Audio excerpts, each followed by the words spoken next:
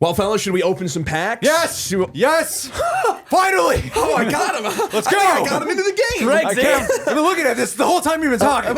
Hello, everybody. My name is Zachary Rinaldo, better known online as Zach the Bold, and I have the absolute pleasure today to talk about Marvel and Magic the Gathering's new collaboration, Marvel Superheroes, where not only do we get to look at cards of great villains and superheroes throughout the Marvel Universe, we also get to look at making your own squads and alliances and villains in the new set. I also have two wonderful gentlemen here today to help me understand Marvel's timelines, and I can translate that into Magic the Gathering. I have a Captain America Super Soldier art here, which looks very, I don't know, what era would you say this is from? What I love about Captain America's suit is when an artist really takes the time to do all of the detail work of the plating and the armor and all those elements. But this is definitely a little bit more modern because he's got like more pouches and more of the post-2000s era costume here. Yeah, well, the thing about the art on the Magic the Gathering card itself is also the card is designed in a way to tell its own story or to describe the character in some way. This one, Captain America Super Soldier, is actually really straightforward. So he has first strike, but also he enters with a shield counter on him. So anytime that he would take damage... That's self-explanatory. Yeah, it's pretty self-explanatory. Anytime he would take damage, you take the shield counter off instead, right? There's also characters I don't know about. This is Baron Strucker, Hydra Overlord. So Hydra is a secret organization. So he is one of the higher ups. Like, he's practically number two. Red Skull is traditionally like the head of Hydra. But as with Hydra, you cut off its head, 2 more take its place. So Baron Strucker is an integral part of this organization. Gotcha. The other part of this card is that whenever another villain you control enters, you may have it connive.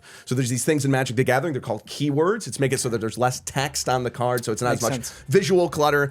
Conniving makes a lot of sense. In the Spider-Man set, a lot of the villains connived as well. The other thing that we have are enchantments, artifacts. This is called a saga. A saga is a great way for card designers to show certain arcs that may happen in like the Marvel world. And this one is called Armor Wars. And essentially what happens is at the beginning of each one of your upkeeps, like the beginning of your turn, you will move to the next part of the saga. So can you give like a rundown of maybe what happens in the Armor Wars or what the idea of it is, and then I'll be like, oh, that's how it translates to this card. So Armor Wars was a long-running Iron Man story where it was basically a battle for other people trying to get the tech itself. Iron Man level of technology. So Armor Wars is a lot of different people trying to basically take his IP, which happens to be, in this case, something used for heroism that could be used violently. That also, just right away from just when you said that, without even reading the card, the card colors are blue-red, which is which is a lot of technology. It's a lot of impulse. It's a lot of like in your face, act fast. That is so cool how they translated that into a card. So I have 3 cards in front of me right now. One of them I, of course, know as Iron Man, and then Super Skrull and World War Hulk that I know nothing about. So I have Iron Man, Master of Machines. Iron Man gets +1/+0 for each other artifact you control. So essentially, in Magic, every creature has a power and a toughness. Iron Man's is a 1/4, so it looks like he's a bit more defensive on this card. However, when you play another artifact, he gets stronger. Does that make sense? Does that make sense? I thought he would be more offensive. That's kind of fascinating to me. If you think of the first appearance of Iron Man, that gray suit, that's not a very offensive suit. So you would need to have the baseline protect before you added out. We have Super Skrull next. I have to be honest with you. I don't even know what this character is. I've never heard of Super Skrull in my entire life. So Super Skrull is a really fun combination of things because the Skrulls are an alien race that can transform. So they can look already coming together. Already, this makes so much sense. Yeah, they can change in anything. But Shapeshifters, yeah. Super Skrulls have the ability to do multiple body parts with the power. So the most common Super Skrull, the most common iconography of the Super Skrull is the 4 Fantastic Four power sets. Gotcha. So this makes a lot of sense for this card in particular. So typically when you have a commander in the game, in the format of commander in Magic the Gathering, you are limited to the colors of the that are represented on your commander. This is every color of the mana wheel inside of Magic the Gathering. And so Super Skrull is a legendary Skrull shapeshifter villain. He's a flying and he has a lot of abilities, and each one uses a different color. I will also just tell you from a straight like gameplay perspective, this is an incredibly strong card. Like if this is your commander for based off alone of the versatility it gives you as well as the color identity of the card, it is incredibly strong. So next up we have a saga, which is an enchantment that goes onto the battlefield. A lot of times sagas are used in order to tell a story, whether it be a part of the set itself, or maybe if we get into something like Marvel superheroes, then that will tell a certain arc that may have happened in the comics. Essentially, this is World War Hulk. I don't know anything about this. Is there a? I read it like a very long time ago. Okay. I'm sure Coy can pick up a lot for where my memory has kind of forgone. I remember it being essentially a revenge-fueled Marvel event. Yeah. That explores themes of, is the Hulk's destruction, like, is it justified? Yeah, World War Hulk is about getting stronger to it until it reaches a pinnacle where it's like, it is so strong, like it takes over the world. Yeah. It makes sense. It's one of the biggest runs like that. That's one of the most iconic modern Hulk runs. Oh, cool. Well, fellas, should we open some packs? Yes! Yes! Finally! Oh, I got him. Let's go! I got him into the game. Greg's in. I've been looking at this the whole time you've been talking. Now, what I'm excited to see as a Magic player is something called the Mind Stone, because in the Spider-Man set, they had the Soul Stone, which is a colorless and a black, what we call mana rocks, that also has different abilities. And that's very powerful. So I'm excited to see if we get a Mind Stone today. Let's crack these open. Let's do. Greg wants Wolverine, I know. Is there a correct way to open this? No. Is there like an etiquette way? Yeah, did I? Like, would a bunch of people get mad at me if I just like tore it with my teeth? I think if you did scissors, if you were to open like scissors and like some people are like, would be insulting. These are fine. These are play boosters. This is what you're gonna, this My is Silver Age bread and comics butter. I don't open without gloves. I don't open my hot pockets without gloves. That's fair. Yeah. That's crazy. Who'd you get? Oh, you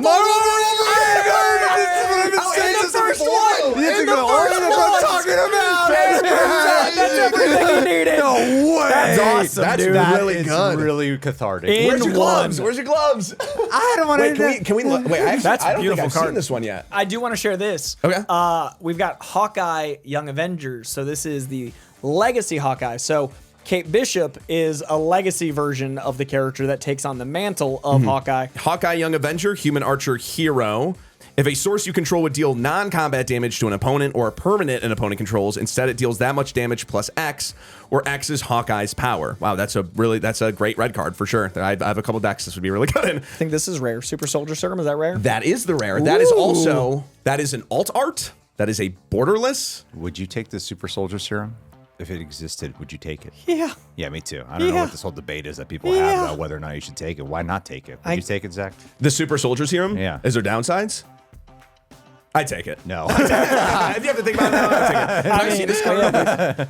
So first off, I pulled a Grim Fate, which is a reprint of Oh, Beast that's Within. beautiful. Look at that Jack Kirby art. Yeah, so Jack Kirby art. Essentially, this is a staple card in Commander. And so a lot of green decks will have this card in it because it's one of the only cards that will do its effect, which is destroy any non-land permanent. No, destroy target permanent. So if you want to destroy someone's land, an artifact, enchantment, if you want to destroy a creature, this is a way of getting around it. That is a beautiful. I would laminate this No, card. like This is a Jack beautiful Kirby, man. card. It's beautiful. I love it so much. And then my mythic is Kang the Conqueror. Oh, what a beast. Legendary creature, human villain, flying. Kang the Conqueror is a time conqueror. Oh, So he's able hence- to, okay. that's why you get another turn. So he controls time, and so he's impossible to beat because anytime he gets defeated, it's just Yep. and he just goes back to a different time. All right, so those are play boosters. Now, if you are a collector, which I think you two would really get into, like the art that is comes from the set, and I think this is something that you would be really interested in, are these collector boosters right here. You'll see a lot more of these borderless cards, a lot more of the classic art that you mentioned earlier. So you're going to get like these bigger, crazier pulls with them. You're going to get a lot more rares and mythics. I'm excited for you because I got Giant Growth with Ant-Man. Oh, yeah. Okay, so Giant Growth is a staple card inside Magic. You got it right. God, look at this card. Oh, that's dude, sick. that's beautiful. And it's foiled too. That's pretty, man. That's a gorgeous card. Yeah, That that's is sick. a beautiful card. Ultron Artificial Malevolence. That's Sick. perfect. Can Is I this the first Ultron comic? It looks like it would be. It is like third or fourth appearance. It's very early on because that's Avengers 67, I think, that they changed the The title of that looks like Avengers 67. That is just fascinates me. You guys are so good at what you do. That's crazy. Comic folk watching at home, I was struck by this John Cassaday art, one of my favorite artists. This artist right here. Oh, yeah, that's Stunning. sick. But I just realized the artist is credited at the bottom of the card in little tiny like one font. So Magic folk, if you come across any of these artists and you're like, who was that? That's amazing. Look them up and buy their comics. It's a really cool way to discover comics is by like following the artist. Because if you like the art, you might find new characters, you might find new writers, but like anchoring to writers or artists is cool. So if you like Magic and you like it not hard, you might be able to find a way into another hobby. Venomized cat? Oh, that's awesome. Symbiotic cat? Yes. What? That's a beautiful cat. Gosh. Wow. Death touch? I love this. That's a beautiful that's why do we not talk about this Symbiote cat, cat. more I didn't often? even know that's a thing. Yeah. I love that so much. Oh my goodness. All right, fellas, I'm going to very briefly walk you through what a turn would look like in Magic the Gathering. Typically, when we start off a game, you will draw 7 cards. If you would do so now.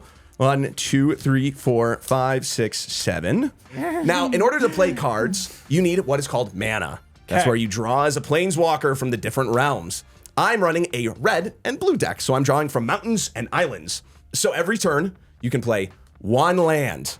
So I will go ahead and play an island, and I will look at my hand at the mana value in the top right of these cards.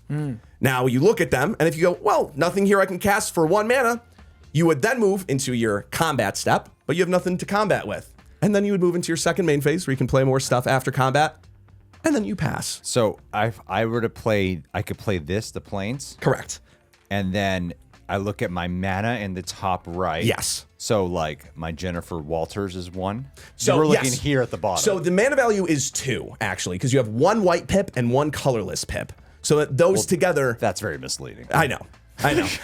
You have no idea, actually. Actually, let me be frank with you. You have no idea. Have you ever heard of semantics? Welcome to the game, dude. Like, okay, so I would pass to you. You would go into your untap. You can't do that. You go into your upkeep, and then you draw. So draw a card. I don't get to put a land down? Not yet, Okay. because you can only do that in your first main. You can only do that in main phase. At Okay. what is called. So I untap. So 'Cause now I you did can all we move that. into your main phase where you can play things at sorcery speed, which means that they would go on. Doesn't matter. You can play a land right now. You can play a land. I'm listening. Right now. I'm listening. No, you're listening. I'm You can play a focused. land. You can play a land. I can play a land. Sorcerer Yes. speed. Yeah. So Look how fast that was. Now, yes, great. And then that would be your turn. I'm going to go back to my turn just so that I can show you more things. I feel like it's very important you go back to your turn. All right, I'm going to go back to my turn. I will tap 2. I will tap my mountain and my island, which means now floating in my mana pool is a red and a blue.